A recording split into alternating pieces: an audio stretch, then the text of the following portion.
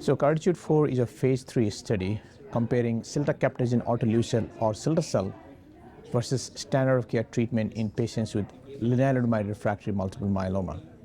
So this is the first phase 3 CAR-T study to include patients after the first relapse. The patients included are refractory to lenalidomide and having 1 to 3 prior lines of therapy, and they are randomized in 1:1 fashion to receive either CAR-T-cell or standard of care. The standard of care are two highly effective standard of care regimens based on physician's choice, either DPD, that is daratumumab, pomalidomide and dexamethasone, or PVD, that is pomalidomide, bortezomib and dexamethasone. The primary endpoint is progression-free survival, and a number of secondary endpoints included overall response rate, complete response rate, MRD negativity rates, the cilta-cel pharmacokinetics, and quality of life data. Study design, patients who were randomized to cilta-cel arm underwent apheresis and 1 or more cycles of bridging therapy and lymphodepletion with fludarabine and cyclophosphamide for 3 days before receiving a cilta-cel infusion. And in the bridging therapy, while they're waiting for cilta-cel, the patient received the same treatment,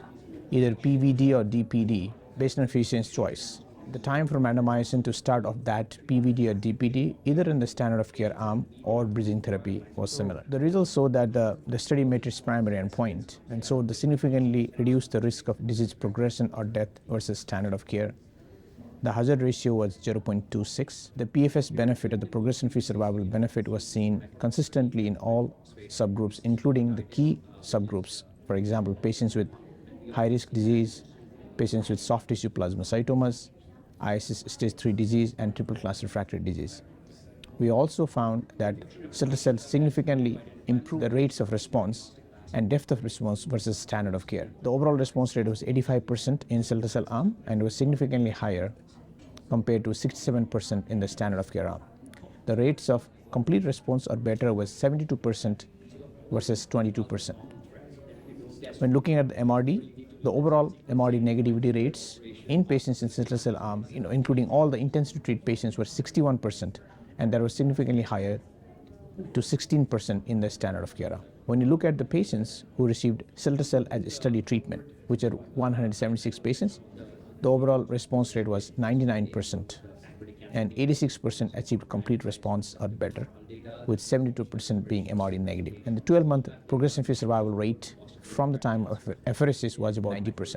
So the significant benefit or very superior efficacy of cilta-cel and compared to the standard of care, which are highly effective standard of care regimens that are available.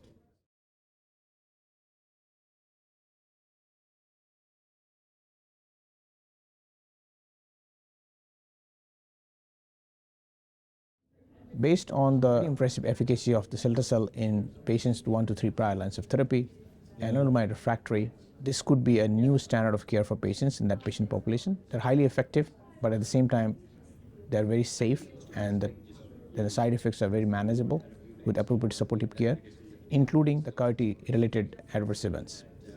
In fact, comparing to CARTITUDE-1, when patients were treated with 3 or more prior lines of therapy, we found lower incidence of CAR-T-specific adverse events, specifically cytokine release syndrome, ICANS, other neurotoxicities, and cytopenia. The rates and severity were lower in this study compared to the CARTITUDE-1 population.